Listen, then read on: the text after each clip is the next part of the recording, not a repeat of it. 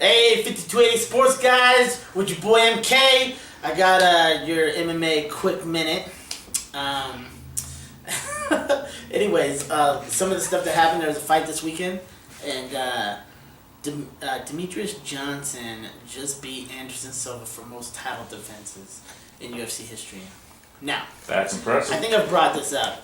Demetrius Johnson is probably the best UFC...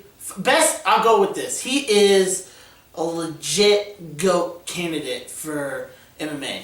I think he is he's one of the most risky.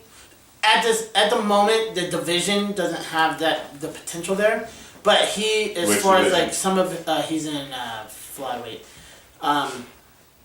But the moves that he does are, he goes for risks. The way he actually submitted Ray Borg was a suplex armbar, which was insane.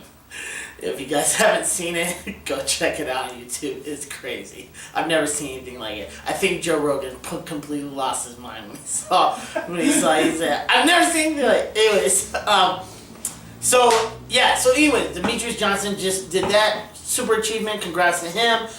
Fantastic. Chris Cyborg, Holly Holmes, I think I've also brought this up. They're apparently supposed to get into another fight, or they're supposed to fight each other for the featherweight champion, women's featherweight champion. This is a new division I'm trying to get together. I don't know how many times Holly Holmes is going to get a title defense. She's like Chael Sonnen. I think I've brought that up before.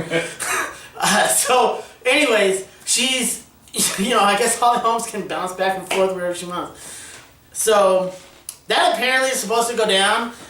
There's a little bit of some conflict stuff going on, though, as far as Chris Cyborg. I feel like and I think I've brought this up as well, when champions win, when they become a champion, when fighters become a champion, they all of a sudden kind of take this, I'm better than everyone, which is cool, take that approach, but it lingers the fights. So you got people like Tyson Ferguson versus Kevin Lee because Conor McGregor is off doing his own thing. Conor McGregor's still staying active, but it kind of leaves that division in a limbo. So then you have, even with the GSP Michael Bisping, you have already an interim title for that, and a champion. Now, with Robert Whittaker obviously being hurt, that kind of throws in a GSP fight and stuff like that.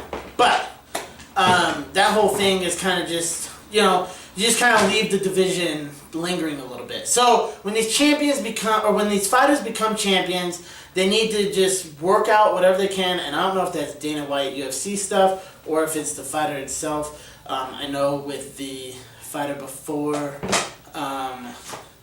Chris Cyborg won, she vacated her title or got stripped of her title because she refused to fight the number one contender that Dana White and UFC put in front of her, making accusations as far as steroid use and all that stuff. As of right now, that's all I got. Tony Ferguson, Kevin Lee it could have been better with Kevin Lee having a staph infection and fighting. I think that's pretty incredible. I hope that those two actually get in the octagon again and both guys are healthy, because I think that fight had potential of being a fight of the night, possibly fight of the year, depending on how it turned out.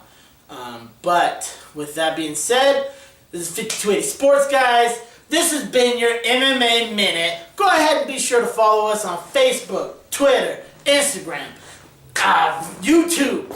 Everything out there, social media wise, we're trying to get some Periscope stuff going on. Like and subscribe, comment below, give me all your info, go with it, Social Security, all that. Anyway, I'm just kidding.